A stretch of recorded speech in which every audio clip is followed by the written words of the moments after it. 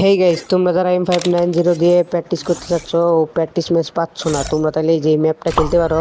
এই ম্যাপটা খেললে ভরপুর প্র্যাকটিস করতে পারবা আর সুন্দরভাবে খেলতে পারবা তোমরা। তো যাও, আর দেরি কিসের, এখনই যাই প্র্যাকটিস করা শুরু করে দাও। তো ম্যাচটা এনজয় করো তোমরা সকলে।